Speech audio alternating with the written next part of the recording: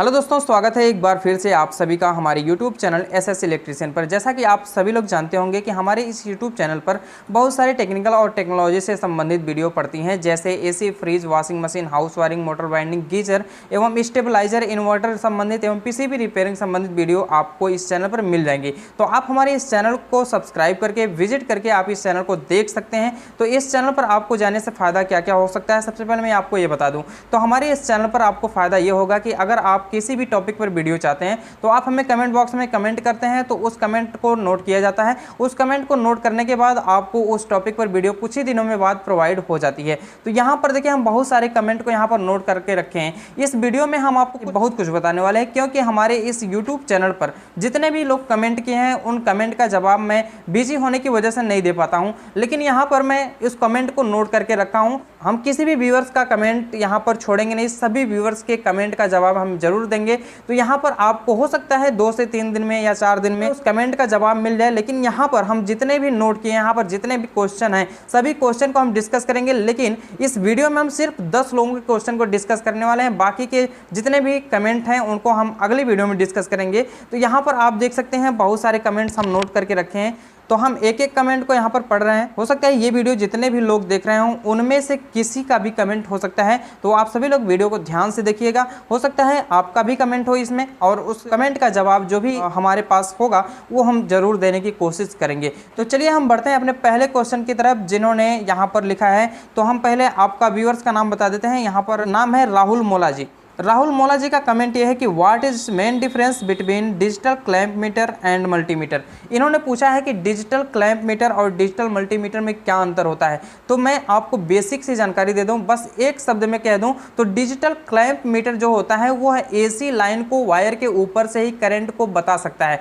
लेकिन जो हमारा डिजिटल मल्टीमीटर होता है इसमें ऐसी सुविधा नहीं होती है। डिजिटल मल्टीमीटर से हम एसी धारा को नहीं नाप सकते। तो इस प्रकार से ये हमारा पहला डाउट क्लियर होता है कि जो हमारा डिजिटल क्लैंप मीटर होता है यह एसी लाइन को मापने के लिए, यानी कि एसी करंट को मापने के लिए। हालांकि फंक्शन बहुत सारे होते हैं डिजिटल क्लैंप मीटर में भी और डिजिटल मल्टीमीटर में भी। इस टॉपिक पर वीडियो हमारी बन चुकी है, तो आप उस वीडियो को भी देख सकते हैं। फिलहाल हम आपको यहाँ पर दिखा दें, प्रैक्टिकली दिखा दें कि डिजिटल क्लैंप मीटर क्या होता है। तो यहाँ पर आप देख सकते हैं ये हमारा है डिजिटल क्लैंप मीटर। इसमें एक क्लैंप बनाता है, यहाँ पर आप देख सकते हैं ये हमारा क्लैंप है। इस क्लैंप को किसी वायर में फंसा दिया जाता है। जैसे मान लीजिए कोई लाइन वाला वायर हमारा गया हुआ है इस तरह से, तो हम इसी वायर में इसको फंसा देंगे तो ये ऊपर से ही एम्पियर बता देगा, यानी कि एसी करंट का जो भी एसी करंट यहाँ से फ्लो हो रहा है, एसी धारा जो भी फ्लो हो रही है उस धारा को यहाँ पर माप के दिखा देता है कि यहाँ पर कितना एम्पियर करंट इस वायर के द्वारा होकर बह रहा है। तो ये हमारा क्लैंप मीटर होता है, इस प्रकार से ये काम करता है।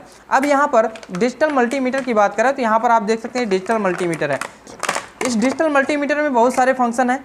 हम आपको यहाँ पर छोटी सी जानकारी दें तो डिजिटल मल्टीमीटर में बस एक सुविधा नहीं होती है एसी करंट को मापने की। तो एसी करंट को इससे नहीं मापा जा सकता, लेकिन इससे बहुत सारी चीज़ें मापी जा सकती हैं, जैसे हमारा हुआ एसी वोल्टेज, डीसी एम्पियर, और उसके बाद एचएफई यानी कि ट्रांजिस्टर का करंट गेन, और साथ ही साथ यहाँ पर पल्स जनरेटर है, फ्रीक्वेंसी पल्स जनरेटर, जो आप सिंबल में देखे होंगे इस तरह से यहाँ पर होता है। और एक होता है हमारा कंटिन्यूटी हम डिजिटल क्लैंप मीटर में भी जान सकते हैं। और यहाँ पर ओम्स चेक करने के लिए, यानी कि रजिस्टर को चेक करने के लिए बहुत सारी वैल्यूज़ बनी हुई हैं। और साथ ही साथ हम डीसी वोल्टेज को भी चेक कर सकते हैं। डीसी वोल्टेज को हम 1000 वोल्टेज तक चेक कर सकते हैं। तो यहाँ पर क्लैंप मीटर में और डिजिटल मल्टीमीटर में ये बेसिक सा अंतर होता है। डिजिटल क्लैंप मीटर के द्वारा हम एसी धारा को माप सकते हैं और डिजिटल मल्टीमीटर द्वारा हम डीसी धारा को माप सकते हैं। इसमें एसी धारा मापने का कोई प्रावधान, कोई फंक्शन नहीं होता है। तो इस प्रकार से आपको क्लियर हो गया होगा कि डिजिटल मल्टीमीटर और डिजिटल क्लैंप मीटर में क्या अंतर होता है। हालांकि इस पर डिटेल से वीडियो हमारी है, डिजिटल क्लैंप मीटर और डिजिटल मल्टीमीटर में क्या अंतर होता है, तो उस वीडियो को भी आप देख सकते हैं। मैं डिस्क्रिप्शन में लिंक उनका दे दूंगा। तो यहाँ पर फर्स्ट वाला क्वेश्चन क्लियर होता है। राहुल मोला जी, अगर आप ये वीडियो देख रहे हैं तो आपको ये बातें क्लियर हो गई होंगी। और साथ ही साथ अगर आपको इस वीडियो से क्लियर नहीं हुआ तो आप हमारी वीडियो को देख सकते हैं, जिसमें हमने 5 मेन डिफरेंस बताए जो इंटरव्यू में भी आप बता सकते हैं डिजिटल क्लैंप मीटर और डिजिटल मल्टीमीटर में क्या अंतर होता है। तो चलिए हम बढ़ते हैं अपने अगले कमेंट की तरफ और अगला कमेंट देखते हैं क्या है। तो यहाँ पर देखिए, हम कॉपी पर नोट किए हुए हैं अगला कमेंट हमारा क्या है। तो यहाँ पर इलेक्ट्रिकल लाइट, ये यूट्यूब चैनल शायद है, इस चैनल से कमेंट आया है। सर जी पीसीबी की सीरीज से स्टार्ट कर दो, यानी कि पीसीबी के सीरीज चाहते हैं, यानी कि पार्ट 1, पार्ट 2, पार्ट 3 इस तरह से ये वीडियो चाहते हैं इलेक्ट्रिकल लाइट जी। इनके कहने का मतलब है कि पीसीबी की रिपेयरिंग संबंधित आप वीडियो बनाइए। तो ये कमेंट जो है बहुत पुराना कमेंट है, लगभग 9-10 महीने पहले का कमेंट है। तो पीसीबी रिपेयरिंग की वीडियो बन चुकी है, तो आप हमारे चैनल पर विजिट करके देख सकते हैं। उसकी प्लेलिस्ट है part 1, part 2, part 3, part 4, part 5, आप वहाँ पर जाकर देख सकते हैं। पीसीबी रिपेयरिंग से कंप्लीट वीडियो हम अपने यूट्यूब चैनल पर डाल चुके हैं। अब देखिए हम अगले कमेंट की तरफ बढ़ते हैं। अगला कमेंट हमारा है इकरार खान जी का। इकरार खान जी कहते हैं सर इंडोर से आउटडोर तक की वायरिंग विद कंडक्टर, यानी कि इनका कहना यह है कि इंडोर से आउटडोर की वायरिंग कंडक्टर के साथ बताइए। ये स्प्लिट एसी की बात कर रहे हैं, तो स्प्लिट एसी में इंडोर से आउटडोर की वायरिंग होती है कंडक्टर के साथ। तो इस टॉपिक पर भी वीडियो प्रोवाइड हो चुकी है, तो आप उस वीडियो को जाकर देख सकते हैं। बहुत ज़्यादा परिवर्तन नहीं होता है इंडोर से आउटडोर तक की वायरिंग करने के लिए कंडक्टर के साथ। तो हमारी वीडियो इस टॉपिक पर बन चुकी है, तो आप उस वीडियो को देख सकते हैं। मैं डिस्क्रिप्शन में उनका लिंक दे दूंगा। तो आई होप आपको ये बातें समझ में आ गई होंगी कि जो हमारा इलेक्ट्रिकल वायरिंग होती है उसको शब्दों में नहीं बताया जा सकता, उसको ड्राइंग के द्वारा ही बताया जा सकता है। तो आप हमारी वीडियो को देख सकते हैं। तो चलिए हम बढ़ते हैं अगले कमेंट की तरफ। अगला कमेंट हमारा है याराना टेक्निकल जी का। याराना टेक्निकल जी का कमेंट है refrigerator wiring practical video single door. Single door की रेफ्रिजरेटर की वायरिंग प्रैक्टिकल वीडियो चाहते हैं। तो प्रैक्टिकल वीडियो तो नहीं, हमारे इस यूट्यूब चैनल पर बहुत सारी वीडियो प्रोवाइड हैं जो सिंगल डोर डबल डोर सारी वीडियो प्रोवाइड हैं, लेकिन थ्योरी के रूप में बताया गया है। अगर आपको थ्योरी समझ में आती है तो आपको प्रैक्टिकल भी बेहतर तरीके से समझ में आ जाएगा। जो थ्योरी में बताया जाता है सेम चीज़ें वही होती हैं। तो आप हमारी प्रैक्टिकल वीडियो का वेट कीजिए। तो आई होप आपको ये बातें समझ में आई होंगी कि जो प्रैक्टिकल वीडियो है आपको मिल जाएंगे कुछ ही दिनों में। हालांकि आप तब तक थ्योरी वाली वीडियो देख सकते हैं।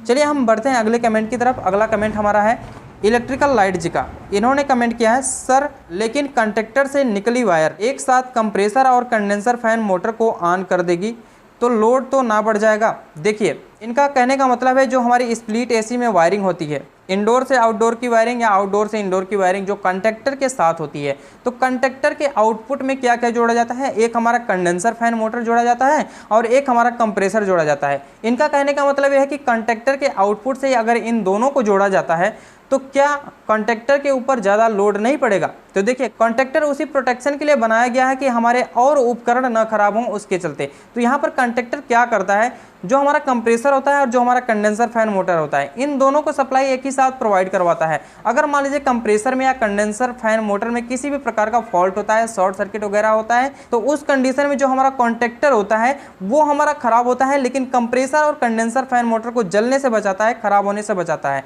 तो एज ए प्रोटेक्शन हमारा कंडक्टर यूज किया जाता है। हाँ, जो बात रही आपकी कंडक्टर पर ज़्यादा लोड नहीं पड़ेगा, तो कंडक्टर पर ज़्यादा लोड नहीं पड़ेगा, वो उसी लिए लगाया जाता है, उतना ही क्षमता का लगाया जाता है। तो आई होप आपको ये बातें समझ में आ गई होंगी कि कंडक्टर के आउटपुट में कंडेंसर फैन मोटर और साथ ही साथ कंप्रेसर को क्यों जोड़ा जाता है। तो चलिए हम बढ़ते हैं अपने अगले कमेंट की तरफ और देख लेते हैं अगला कमेंट हमारा क्या है।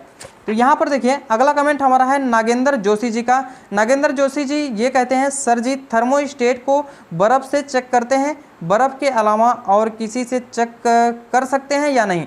तो देखिए यहाँ पर मैं आपको बता दूं कि जो हमारा थर्मोस्टेट होता है, चाहे वो फ्रिज का थर्मोस्टेट हो चाहे वो एसी का थर्मोस्टेट हो, थर्मोस्टेट को आप दो तरीक़ों से चेक कर सकते हैं। जैसे एक हमारा होता है मैकेनिकल सिस्टम, इलेक्ट्रिकल सिस्टम तो आप जानते होंगे उसके दोनों पॉइंटों पर कंटिन्यूटी आनी चाहिए जब तक उस थर्मोस्टेट हमारा ठंडा नहीं है उस कंडीशन में। तो दोनों पे कंटिन्यूटी अगर आ रही है तो हमारा थर्मोस्टेट 50% सही है, लेकिन उसको 100% सही मानने के लिए आपको एक प्रक्रिया और करनी पड़ेगी। एक प्रक्रिया आप कर सकते हैं कि थर्मोस्टेट की जो पूंछ होती है जिसमें SO2 गैस होती है, उस पूंछ को आपको डाल देना है बर्फ के टुकड़ों में, और बर्फ के टुकड़ों में डाल देने के बाद कुछ ही देर बाद यानी कि कम से कम 10 मिनट या 15 मिनट के बाद आपको ये देखना है कि जो हमारा थर्मोस्टेट होता है ये सप्लाई को डिस्कनेक्ट कर दिया कि नहीं, यानी कि दोनों पॉइंटों पर कंटिन्यूटी आ रही है कि नहीं। अगर नहीं आ रही तो समझिए वो डिस्कनेक्ट कर दिया है, अगर आ रही तो समझिए डिस्कनेक्ट नहीं किया है। तो इस विधि से आप चेक कर सकते हैं, और साथ ही साथ बर्फ के अलावा भी आप एक विधि के द्वारा और चेक कर सकते हैं। थर्मोस्टेट को आप किसी अदर फ्रिज के एवापरेटर में रख दीजिए या फ्रीजर में रख दीजिए। फ्रीजर में रख देने के बाद उसको कम से कम आधे घंटे बाद निकालिए, उसके बाद उस पर कंटिन्यूटी चेक कीजिए, देखिए क्या फ़र्क पड़ता है। अगर हमारी कंटिन्यूटी नहीं आती तो समझिए थर्मोस्टेट वर्क कर रहा है। तो इस प्रकार से भी आप चेक कर सकते हैं, दो तरीक़ों से उसको चेक कर सकते हैं, या फिर बर्फ़ में चेक कर सकते हैं या फिर आप थर्मोस्टेट को किसी एवापरेटर में या फिर फ्रीजर में रखकर चेक कर सकते हैं। तो यहाँ पर आपको क्लियर हो गया होगा कि जो हमारा थर्मोस्टेट होता है उसको आप कैसे कैसे चेक कर सकते हैं। तो चलिए हम बढ़ते हैं अगले कमेंट की तरफ। अगला कमेंट हमारा है नागेंद्र जोशी जी का। उन्होंने ये पूछा है कि सर जी किसी उपकरण को कैसे पता करें कि ये कितने वाट का है। देखिए, किसी भी उपकरण को ये पता करने के लिए ये हमारा उपकरण कितने वाट का है, सबसे पहले आपको उसके लेबल को देखना पड़ता है कि हमारा जो भी उपकरण होता है लेबल या स्टिकर चिपका होता है, उस स्टिकर पर आपको देखना है कि वहाँ पर कितना वाट लिखा हुआ है। ये तो सबसे अच्छी प्रक्रिया है पहचानने की वो कितना वाट का है। और साथ ही साथ अगर मान लीजिए कि फिर भी आपको कोई लेबल से मतलब नहीं या फिर स्टिकर से मतलब नहीं है या फिर स्टिकर हट गया है, तो उस कंडीशन में आप कैसे वाट चेक करेंगे। जैसे अगर मान लीजिए कि हमारा कोई भी मोटर ही है, मोटर को ही ले लीजिए, मोटर को हम चला रहे हैं, मोटर को जब हम चला रहे हैं तो 230 वोल्ट की एसी सप्लाई से चला रहे हैं। उस कंडीशन में अगर हमारा मोटर हेल्दी कंडीशन में है तो उसके एक वायर पर आप क्लैंप मीटर लगा के उसका एम्पियर चेक कर लीजिए। तो एम्पियर चेक करने पे आपको ये पता चलेगा कि ये मोटर कितना एम्पियर ले रहा है। अब कितना एम्पियर ले रहा है तो उसके लिए एक फार्मूला आता है, P बराबर वोल्टेज गुणे करंट गुणे पावर फैक्टर। तो इस फार्मूले के द्वारा भी आप वाट पता कर सकते हैं। P क्या है, इसमें वाट है, उसके बाद वोल्टेज क्या है 230, उसके बाद मल्टीप्लाई जो हमारा करंट क्लैंप मीटर से नापने पे आया वो करंट का गुणा कर दीजिए, उसके बाद पावर फैक्टर का गुणा कर दीजिए, पावर फैक्टर को 0.8 मान के गुणा कर दीजिए, वो नियर अबाउट में आपका वाट पता चल जाएगा। तो आई होप आपको वाट निकालने की प्रक्रिया समझ में आई होगी कि कौन सा उपकरण कितने वाट का होता है। तो चलिए अब हम बढ़ते हैं अगले कमेंट की तरफ। अगला कमेंट देख लेते हैं क्या है। तो हमारा अगला कमेंट है राजू कुमार जी का। राजू कुमार जी ये कहते हैं कि कितने वाट पर कितने एम्पीयर के सॉकेट या स्विच एमसीबी इत्यादि लगाएंगे। देखिए, इन्होंने ये पूछा कि कितने वाट पर कितने एम्पीयर की सॉकेट, स्विच और एमसीबी लगाएंगे। हालांकि इस टॉपिक पर वीडियो भी हम प्रोवाइड करवा चुके हैं, आप उस वीडियो को देख सकते हैं, हम डिस्क्रिप्शन में उसका लिंक दे देंगे। फिर भी हम आपको बता देते हैं, जो हमारे छोटे छोटे अप्लायंस है जैसे हमारी एलईडी टीवी हो गई या फिर कोई फ़ैन हो गया, तो उसको आप जो हमारी 6 एम्पीयर की सॉकेट होती है, 6 एम्पीयर की सॉकेट होती है, उसमें लगा सकते हैं। और अगर वाट के हिसाब से कैलकुलेशन करना चाहते हैं तो आप हमारी वीडियो को देख सकते हैं। उस वीडियो से आपको काफ़ी सारी जानकारी मिल जाएगी। एमसीबी कितने एम्पीयर के लगाएंगे, कितने वाट के लिए कितने एम्पीयर की एमसीबी ठीक पड़ेगी, तो ये सारी चीज़ें आपको वीडियो में प्रोवाइड हो जाएंगी, तो आप वीडियो को देख सकते हैं। आई होप आपको ये जानकारी समझ में आई होगी कि कितने वाट के लिए कितने एम्पीयर की सॉकेट, स्विच और एमसीबी लगाएंगे। तो चलिए हम आगे बढ़ते हैं, अगले कमेंट की तरफ बढ़ते हैं। अगला कमेंट हम देख लेते हैं क्या है। यहाँ पर देखिए अगला कमेंट है रघु सेक्रेट जी का। इन्होंने लिखा है सर रोटरी स्विच में न्यूट्रल दिया जाता है या फेस दिया जाता है। देखिए, किसी भी उपकरण की अगर आप वायरिंग कर रहे हैं तो उसके अंदर क्या लगा हुआ है वो डिपेंड नहीं करता है। उसके अंदर अगर आपको वायरिंग करना है तो किसी भी स्विच में भी आप फेस या न्यूट्रल दे सकते हैं। लेकिन अगर आप घर की वायरिंग कर रहे हैं, हाउस वायरिंग कर रहे हैं, जिस कंडीशन में आपको क्या करना होता है, जैसे मान लीजिए आप घर की वायरिंग कर रहे हैं, हाउस वायरिंग कर रहे हैं, उस कंडीशन में जब आप मेंटेनेंस का काम करने जाते हैं तो उस टाइम में बोलते हैं स्विच को ऑफ कर दो। स्विच को ऑफ करने का मतलब आपको ये पता है कि जो स्विच में निचले पॉइंट पे फेस दिया गया है, स्विच को जब हम ऑफ कर देंगे तो फेस की सप्लाई कट जाएगी और न्यूट्रल में तो हमको करंट लगेगा नहीं, तो हम आसानी से उसको रिपेयर कर सकते हैं। तो इस कंडीशन में बोला जाता है कि जो भी हमारा स्विच होता है उसमें फेस दिया जाता है। लेकिन अगर बात करें किसी अप्लायंस की, जैसे हम बात कर लें कि अपने मिक्सर मशीन की ही बात कर लें, तो मिक्सर मशीन में दो चीज़ें होती हैं, एक हमारी ओवरलोड होती है और एक हमारी होती है रोटरी स्विच। रोटरी स्विच और ओवरलोड इन्हीं दोनों से कनेक्शन होकर अंदर मोटर में जाता है। तो जो हमारा रोटरी स्विच होता है, उस रोटरी स्विच में हम या तो न्यूट्रल दे सकते हैं या तो फेस दे सकते हैं, कोई भी सप्लाई दे सकते हैं। और हमारा जो ओवरलोड होता है उसमें भी कोई भी सप्लाई दे सकते हैं। जैसे अगर हम जो हमारी ओवरलोड है या सीबी है, सीबी बोलते हैं कुछ लोग, ओवरलोड बोलते हैं, जो हमारे मिक्सर मशीन में लगा होता है, उसमें या तो हम न्यूट्रल दे सकते हैं या तो फेस दे सकते हैं। अगर हम उसमें फेस की सप्लाई इन करवा दिए हैं, फेस की सप्लाई आउट करवा दिए हैं, तब तो आपको न्यूट्रल की सप्लाई जो हमारी रोटरी स्विच है उसमें देना ही पड़ेगा। अगर हम उस सीबी में न्यूट्रल की सप्लाई दे दी है तो हमारी रोटरी स्विच में फेज की सप्लाई देनी पड़ेगी। तो इस तरह से हम कह सकते हैं कि जो हमारे उपकरण होते हैं उसके अंदर किसी भी तरह से आप वायरिंग कर सकते हैं, चाहे आप स्विच में फेज दे सकते हैं, चाहे आप स्विच में न्यूट्रल दे सकते हैं। लेकिन अगर हम हाउस वायरिंग करते हैं तो उस कंडीशन में आपको ये बातें ध्यान रखनी होती है कि अगर हम मेंटेनेंस का काम करते हैं तो आपको स्विच ऑफ कर देना होता है। स्विच को ऑफ करने के बाद मैकेनिक को ये लगता है कि स्विच में ही फेज का कनेक्शन दिया गया होगा, तो इस वजह से ये बताया जाता है कि जो हमारी स्विच होती है उसमें हमेशा फेज देना चाहिए। तो आप अगर नियम के अनुसार वायरिंग करना चाहते हैं तो आप होम अप्लायंस में भी फेस की सप्लाई स्विच में ही दीजिए। तो आपको ये जानकारी बेहतर तरीके से समझ में आ गई होगी। तो चलिए हम बढ़ते हैं अगले कमेंट की तरफ। हमारा आज का लास्ट कमेंट है, लास्ट कमेंट पढ़ लेते हैं। लास्ट कमेंट क्या है, यहाँ पर देखिए बलराज सिमार जी का कमेंट है। इन्होंने बोला है कि डिश टीवी का सेटअप बॉक्स की लीड फुल झटका मारती है। देखिए, इन्होंने ये बोला है कि डिश टीवी है और डिश टीवी का जो रिसीवर होता है उसकी जो लीड जहाँ तक एंटीने तक जाती है ना लीड, वो लीड फुल झटका मार रही है। फुल झटका का मतलब करंट लग रहा है उनको। तो करंट लगने का मेन कारण क्या हो सकता है? सबसे पहले आपको ये ढूंढना पड़ेगा कि जो हमारा बॉक्स है, रिसीवर बॉक्स है या फिर टीवी बॉक्स है या फिर जहाँ पर वो रखा गया है, उसमें कोई वायरिंग कहीं पर कट कर किसी बॉडी में टच तो नहीं हो रही है, ये चेक करना है।